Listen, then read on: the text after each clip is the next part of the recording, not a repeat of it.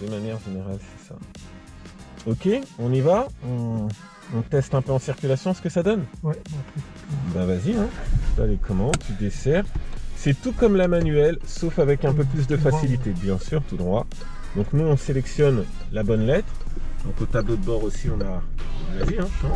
ah oui, On là, a les lettres ouais. qui changent, voilà. Donc tu as aussi ce repère, là, tu es en R. Ok.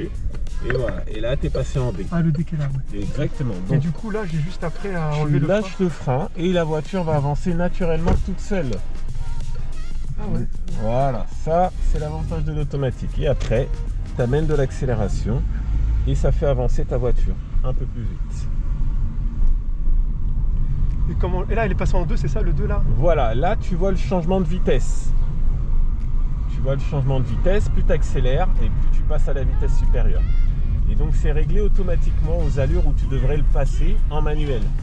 Comme la première est entre 0 et environ 15 km/h, et ben boum, ça passe en 2 à peu près à 15 km/h. Ah ouais, c'est bien quand même. Donc voilà, tu doses ton freinage, tu abordes l'intersection. Et là, ça se coupe au topo. Alors, là c'est à toi de gérer l'intersection, nous on va tout droit. Et là, si... Tu amènes le ralentissement, tu contournes à droite. Donc comme c'est une intersection resserrée, tu vas pas trop accélérer. Tu vas y aller en souplesse, voilà. Et c'est mieux d'avoir le pied droit en face du frein. Au cas où il y a un piéton qui traverse pour doser ton allure. Et là voilà, tu as de nouveau les roues droites, tu réaccélères. Essaie de tenir un peu plus ton côté droit. J'ai l'impression que je me sens plus à l'aise. Parce qu'il n'y a pas de truc... Ouais, je sais pas. Mais bien sûr, c'est l'avantage. C'est moins de prise de tête. Peut-être pour les gens qui aiment moins conduire que moi, ils apprécieront plus comme ça peut-être avec ça. C'est ça, en fait l'idée c'est de trouver un peu le type de conduite qui te correspond le plus. J'ai l'impression d'être un peu plus en sécurité, tu vois, parce que j'ai moins à gérer plein de trucs. C'est bien, ça aide. Et puis, comme tu dis, ça amène plus de sécurité. Tu as moins à penser aux choses et tu te concentres plus sur la route, les événements qui arrivent, les situations. On fera à gauche.